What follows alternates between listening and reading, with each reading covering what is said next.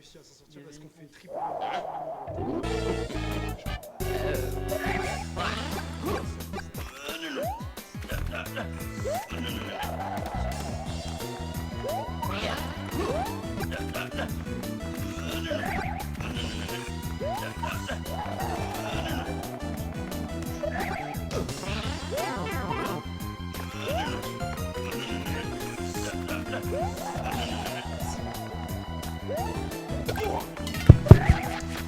Hello, we'll give Mario about another minute here to finish, and then we'll get started. That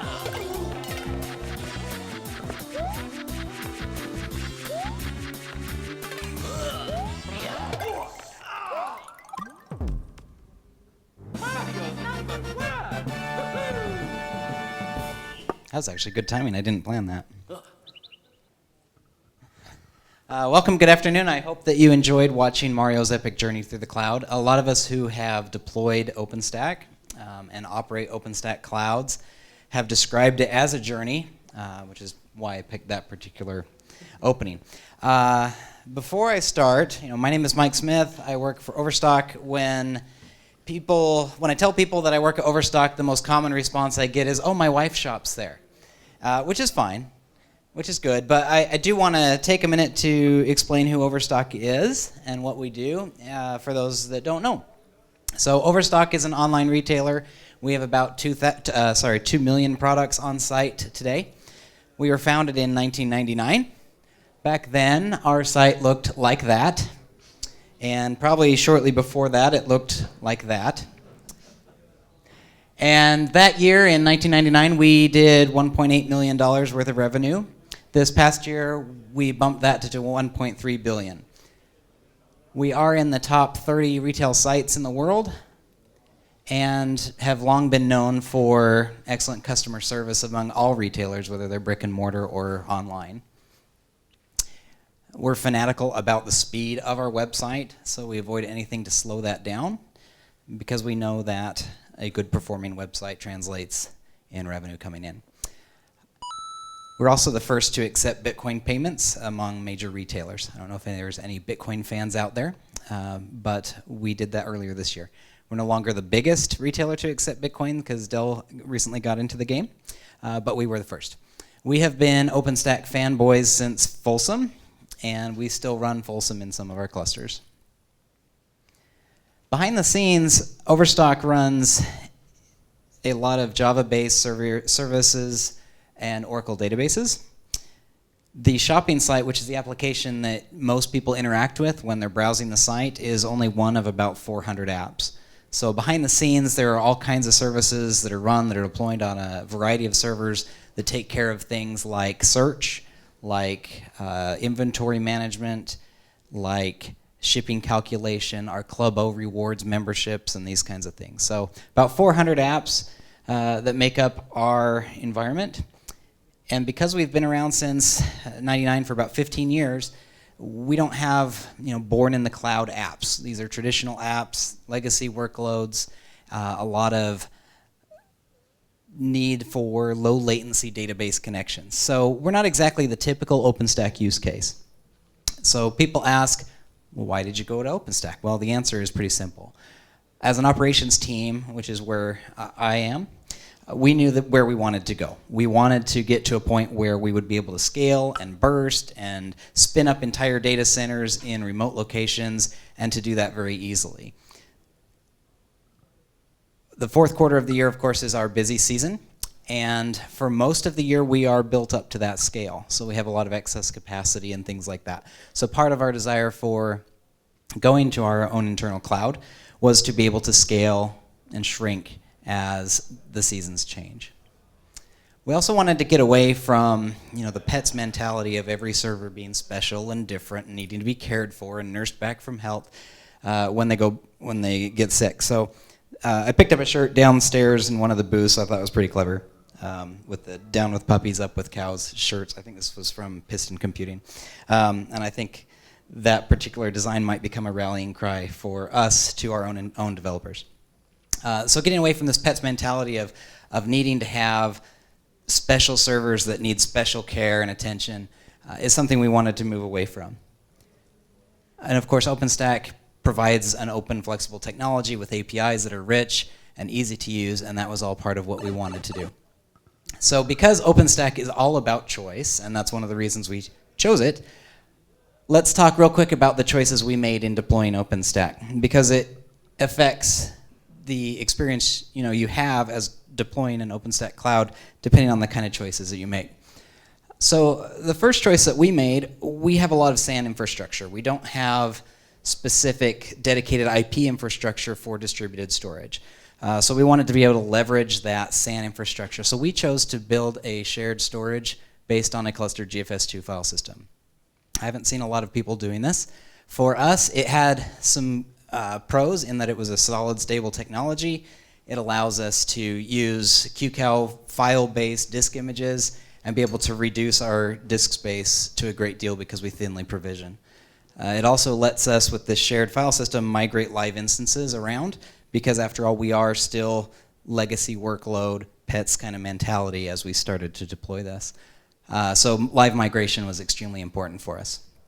On the flip side, there are, in any one given cluster on a GFS2 file system, some performance recommendations that come, for example, from Red Hat, where their supported recommendation is 16 nodes per file system. So that means that you have different file systems for different groups of compute nodes if you want to avoid that performance bottleneck. It also requires that all of the compute nodes participate in the CoreOSync, CLVMD, what Red Hat would call on a Red Hat Cluster Services cluster. And if you lose quorum among that cluster, if you have a majority of your nodes disappear for some reason, a network problem, that means that shared storage drops away from everybody. So there are definite pros and cons to doing what we did with GFS. If I were to build our next cloud, which I'm about to, we're definitely investigating Ceph RBD now that they support live migrations as of Juno. On the networking side, we had very simple network requirements, but again, maybe different than the typical OpenStack use case. We've used Nova Network in a VLAN mode. We use routed private IPs, and we don't use floating IPs at all. So everybody in our corporate environment is able to get to the private IPs because we route to them. So it's very simple, no-frills networking. It allows for HA. That HA is probably its greatest con, though, in that it works well, but not instant. And so sometimes we have delays in failover that we'll talk about a little bit. Also, since Nova Network is no longer developed actively, we don't get some of the newer features until we go to Neutron, like load balancing as a service and firewalls at the network layer, this kind of thing. For our next implementation, we're definitely looking at Neutron with VXLAN. So because of these choices and because of some of the inherent issues in adopting OpenStack at its F release, there have been trials we've encountered along the way. First and foremost is probably some workarounds we had to do around instance resizing. Now in a pure cloud world, you don't resize anything, you just kill it off, you spawn up a new one of the correct size. So we're certainly grateful that the OpenStack developers put in enterprise type functionality like live migrations, like resizing into their product. It doesn't always work exactly as you would like. For example, when you resize an instance and you just want to change RAM and CPU, you have to copy that virtual disk entirely before it will come back up. So it just adds a little of inconvenience and some inefficiency when you do those resizes. There's also some of the tools, for example, when you are resizing, that it assumes you don't have a shared storage infrastructure. It's going to try to migrate you to another one using scheduler, and it's going to try to copy disks and so on. We had to do some workaround scripting to prevent that from being the case. If I had my wish list, I would love to see CPU and RAM specs divorced from the disk definitions of flavors, just because it would make it so much easier to resize it without that kind of delay. On the Nova Network side, we implemented active-passive networks. Part of the reason is because we aren't using public IPs, which I believe is part of what's necessary if you want to have the distributed Nova Network implementation. So we use a CoreOSync cluster to fail over a Nova Network service.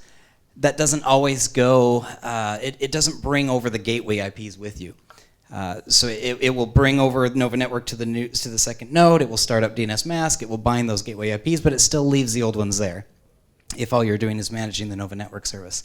And sometimes our network folks scratch their heads and they're thinking, well, this problem has been solved years ago in the real world, right? In the router world with VRRP, HSRP, these kinds of things I know are in the works for Neutron. And we've had to kind of work around some of those challenges.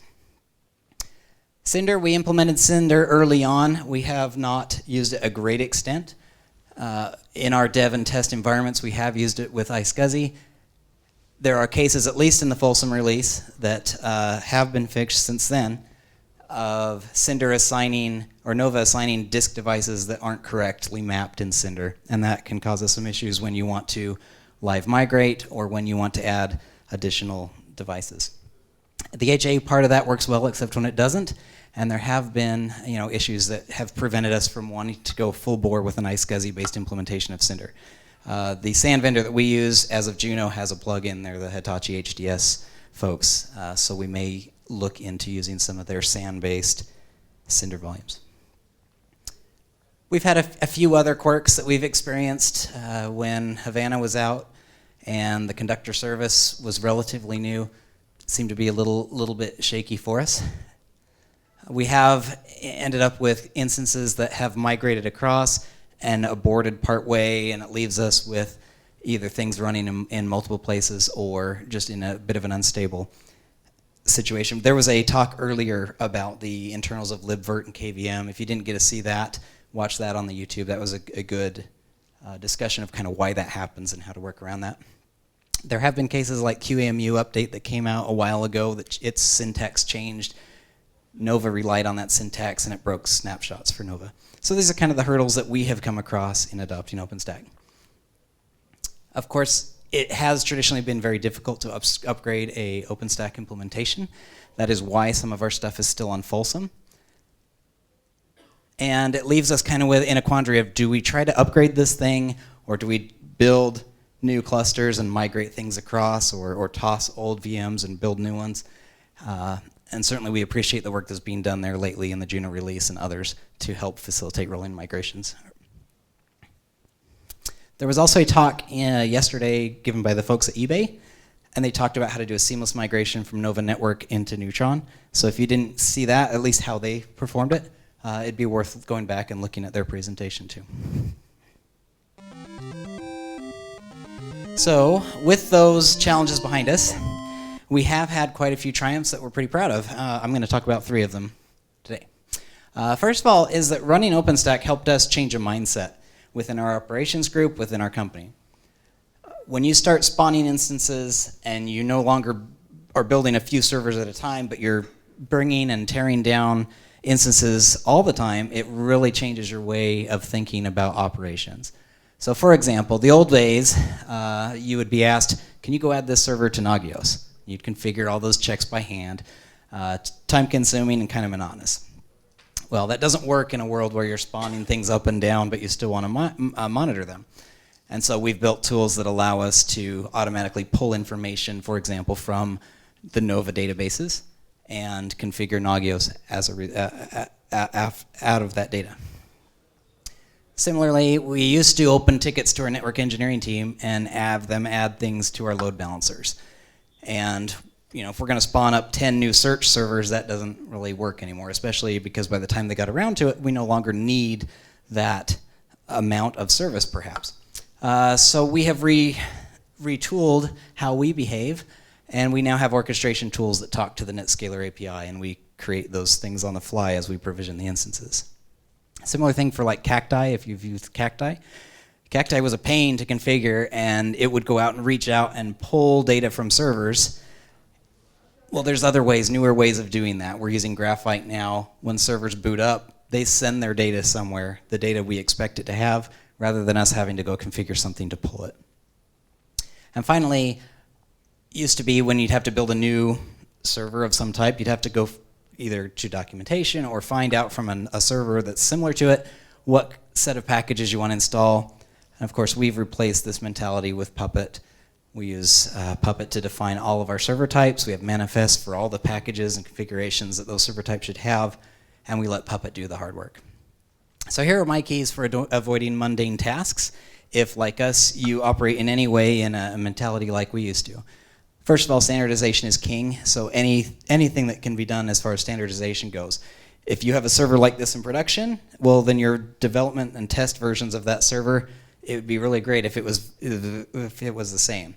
Instead of having random packages on this because that's what's available, it should be the same. Same thing with names, etc.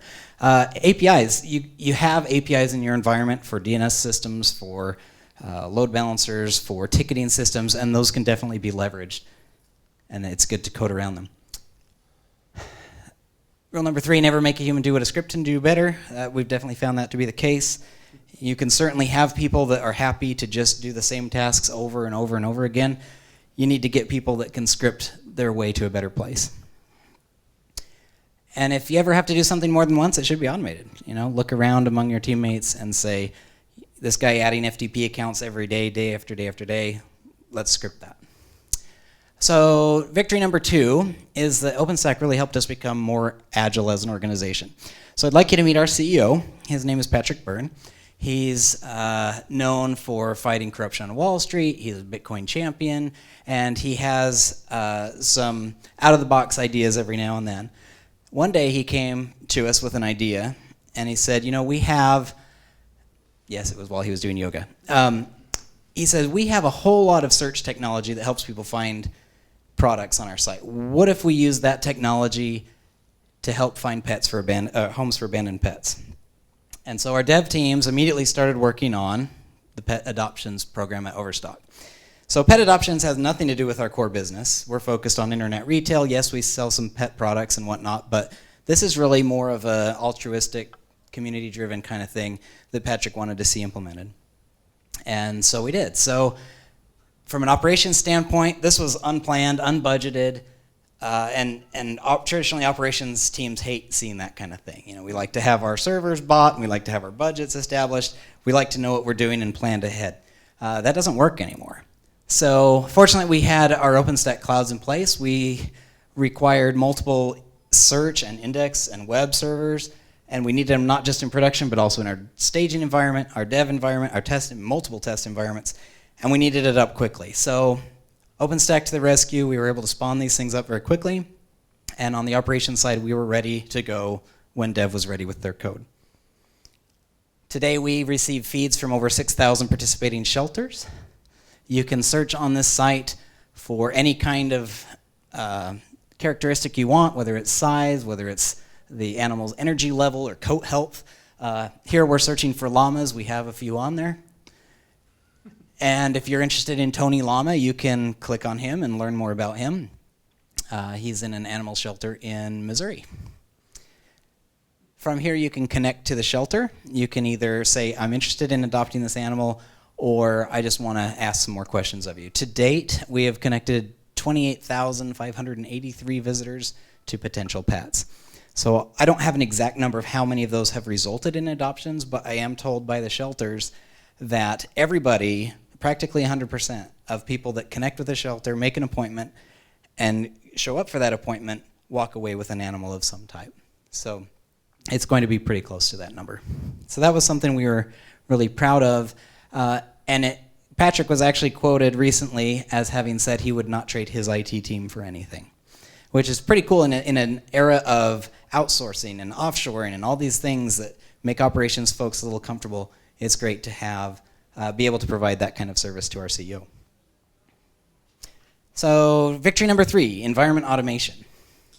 This is what we used to deal with. Somebody would want a dev or test environment, and it literally would take us weeks to months to create that.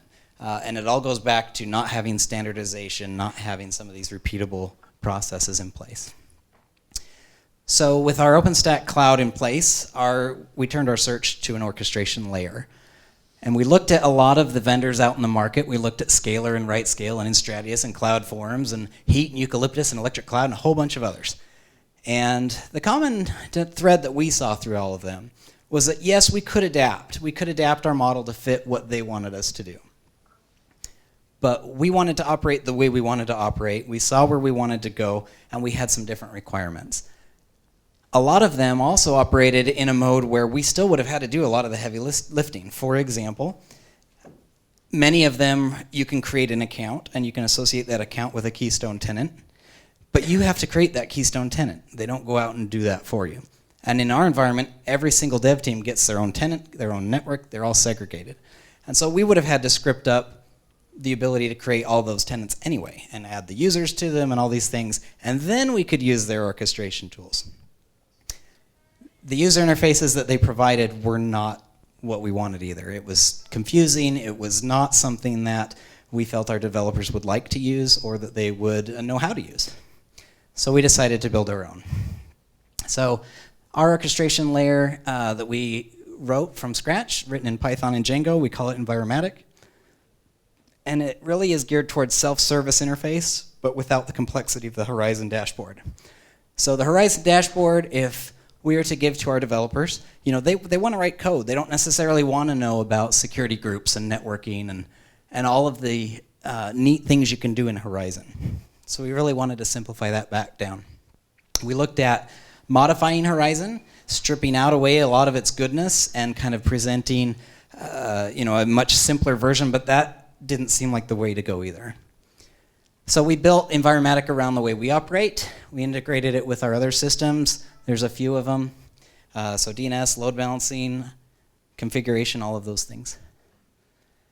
Some key elements of Enviromatic is that we tie each of our 400 plus apps to a certain server type, and we tie server types to flavors and images in OpenStack. So here's an example of a back-end view of Enviromatic where we say, let's go back there, where the Club O service, for example, we know what port it runs on and what its health check is for the load balancer. We decide it's going to go onto our SVC cluster, as we call it. And so we create something called an SVC cluster, and we tie it to a flavor and an image that exists within OpenStack. We also keep track of how many instances we might want for a given dev or test environment. And then it's really up to the user to just select the apps that they are interested in their test environment, and Enviromatic and Puppet take care of all the rest. The other key is historically, our dev groups would get an environment and they would hold on to that thing because it took so long to create one that you didn't want to give it up. And so you would hold on to it even if it's falling apart at the edges, at the seams, because nobody wanted to go through that again. So every environment we stand up today comes with an expiration date. And every week, it gets updates to it from packages of our own or from our OS distribution. We also had a special need where we could not, for one reason or another, self-provision our Oracle databases in a very quick fashion. So what we did instead, we pre-built a couple hundred of these things on their VM solution, and we put them in an inventory system within Enviromatic. And when an environment needs one of these, it checks it out, and when they're done with it, it checks it in. Our tool is not authoritative for any server data. So if it needs to know IP addresses of servers, if it needs to know what servers you have in your environment, it doesn't store that because we don't want that information to be wrong or stale, and we want to still allow people that want to use the Horizon dashboard.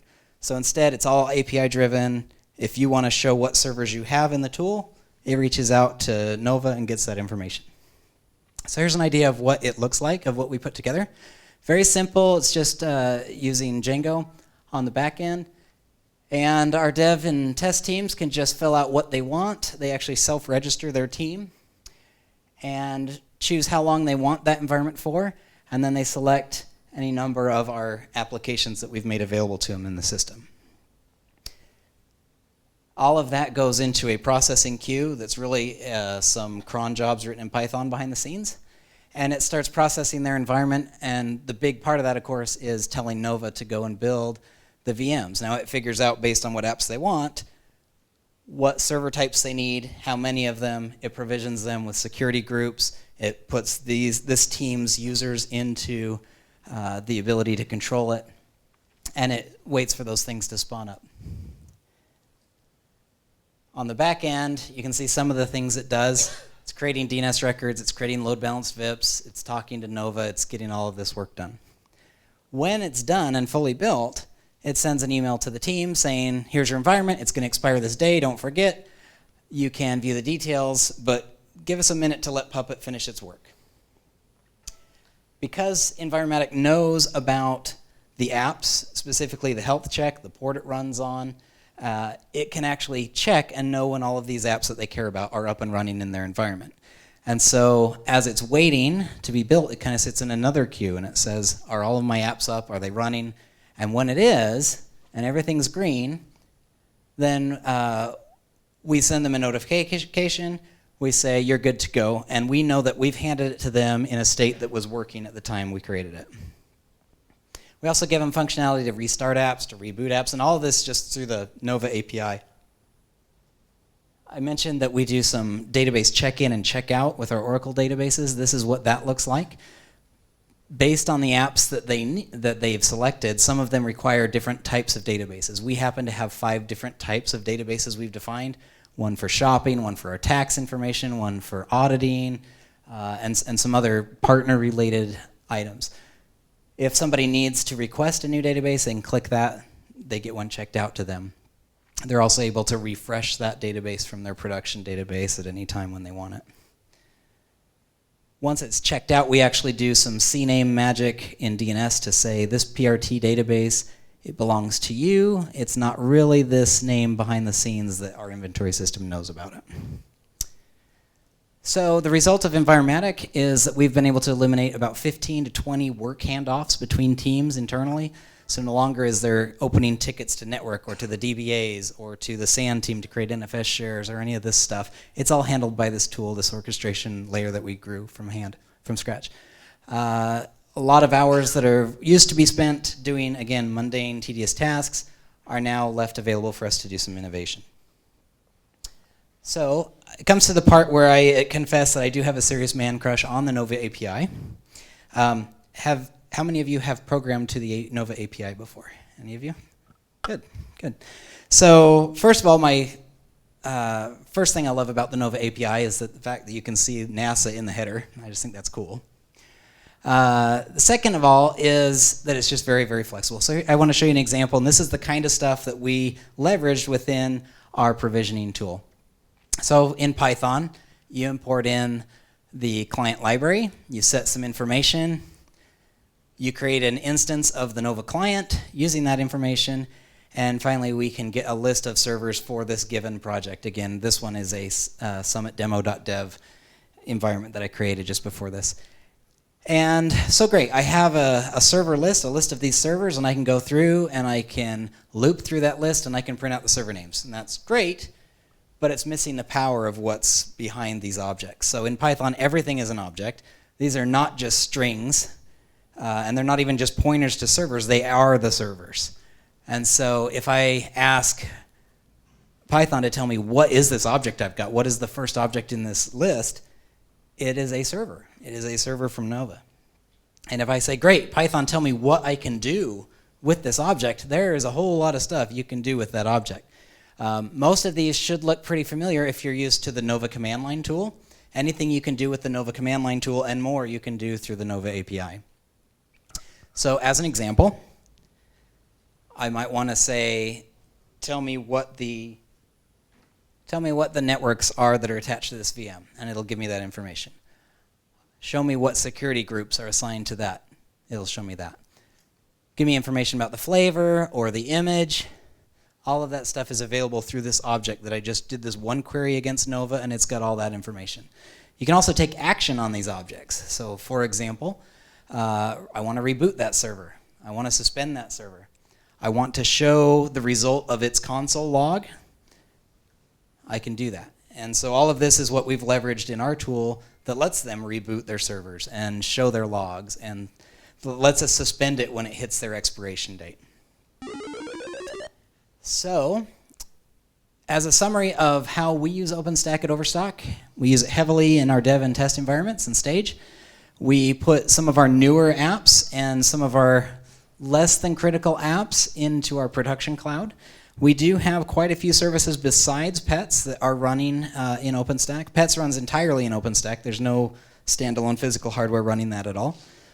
We also have our services for the Spanish search on there, for shipping verification and a number of other things related to partner services that run in our production OpenStack. Some of our services, we augment our existing physical systems with VMs from our OpenStack cloud. I would say that the network failover delay that we experience when we try to failover our HA Nova networking is probably what keeps us from a broader adoption of this in production. So that's the area of focus for us right now. Planned for the next year, we of course want to stand up new Juno clusters and get all the new things that everybody's been working on. We want to start utilizing Nova regions and Nova cells, adopt some of the newer technology such as Ceph for a distributed file system, and step away from our cluster GFS2. We also want, again, using this mantra as a rallying cry of down with pets and up with cattle. Thanks again, Piston.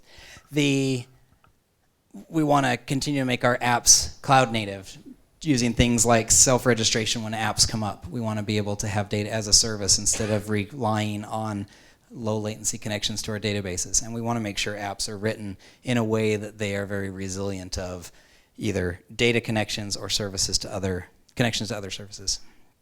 So in short, we just want to say thanks to those of you who are OpenStack developers and contributors, and feel free to contact me if you have any questions about how we use OpenStack or anything that you would like us to see, that you would like us to see in OpenStack. So with that, I would be happy to take any questions in the time remaining that we have.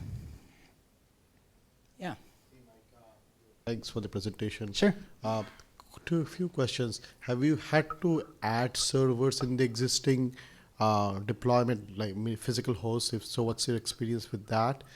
And secondly, same in the controller side, did you have to add active more for the capacity? So the question on adding servers to our existing clusters, we started from the beginning with all of our servers in the cluster. They all participate in that cluster. So we had 2 controllers from day one, and we started with like 4 compute nodes, right? All of our controller services run in an active passive mode, the ones that are stateful. The ones that are stateless, we run through our Citrix load balancers, and they go to somewhere between those 2 controllers. To date, we have not had to add additional controllers. We have shifted kind of where some of those services run between the 2 controllers. So they're active passive, but they're active for some services and passive for others. We have planned out how we would add a 3rd controller, a 4th controller, and so on. We just haven't had the need yet. We also run some different services that are not OpenStack. So for example, we run an NFS server on there because we found that it was difficult for our storage team to accommodate requests for, hey, I want to create all these NFS shares for this new environment, and they've got to allow these people to take control of it, and they need to have these permissions. And so we just took that over. We said for dev and test environments, we're going to host the NFS server. It's an active passive service on our controller, and we actually issue those calls ourselves, which is pretty cool. On the compute side, yes, we have added additional compute hosts. We keep them to 16 per file system. And probably the thing that has worked surprisingly well was the ability to grow that GFS2 file system. So while the number of nodes, you want to cap off at 16, we've been able to add terabyte after terabyte after terabyte of space, extending that LVM container for that. So that's worked pretty well for us. Thanks. Any other questions? Yeah. What distribution? So we run CentOS everywhere. Well, not everywhere. We run Oracle VM. We run Oracle Linux for all of our database-centric things. But from an app server standpoint, we prefer to use CentOS. So we are using Cent6 with RDO distribution of OpenStack on it that we pull down from Red Hat's site. This is all internal? What's that? Internal cloud? Private cloud, yep. We have done testing with abilities to burst into rack space, for example, or other private clouds, public clouds, and we can do it through our tool set. What really holds us back right now is we would need our databases in that location, or we would need a better way to have that data made available to those instances. Yeah? All of this in one region or other regions do you have? So we have separate ones we have not used multiple regions. We have separate standalone clouds for different places. And for different environments, for example, our dev test is separate from our stage, which is very separate from our prod.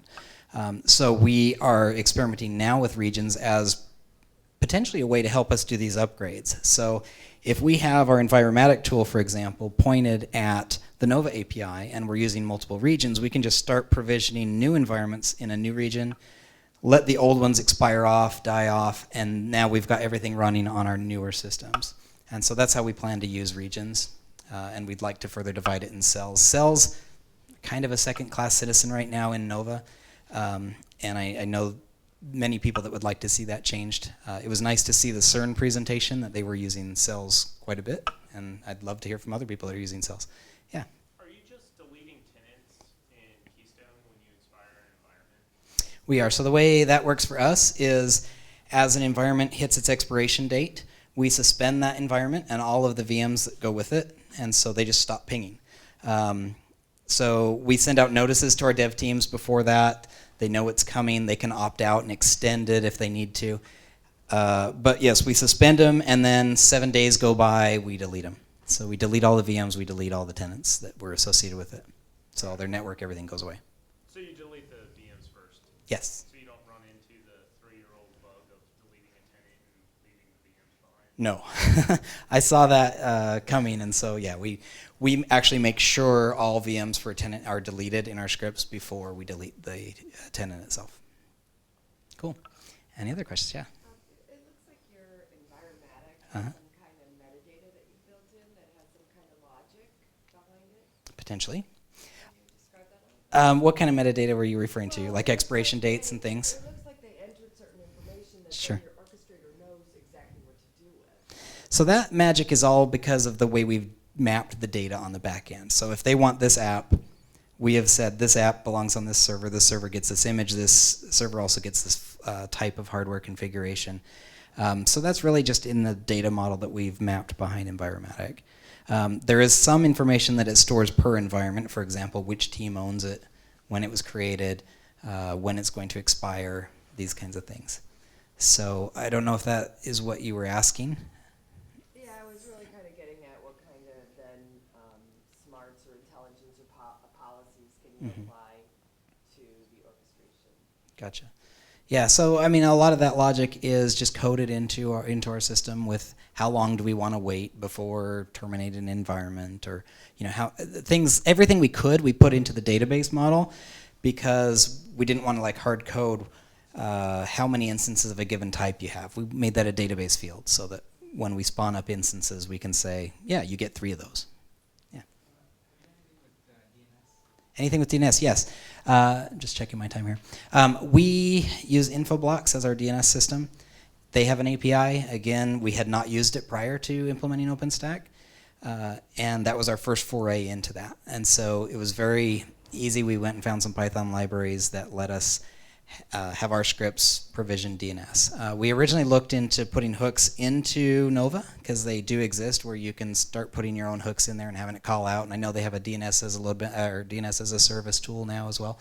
For us, it was just simple to have it outside of OpenStack. And the reason we did that is because then we don't have to patch and update and maintain. Our OpenStack distro is pure with one exception. And that was just one little quirk we wanted to add: outbound firewall rules to prevent connections from going out, that we put some code into Nova to do that.